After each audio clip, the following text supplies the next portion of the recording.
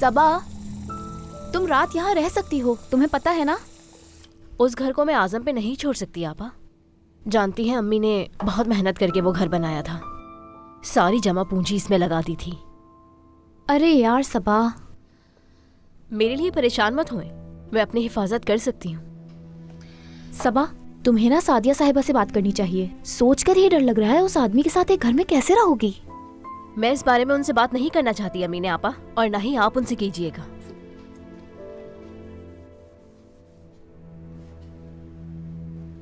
आपको कसम है मेरी, उनसे इस बारे में कोई बात नहीं कीजिएगा।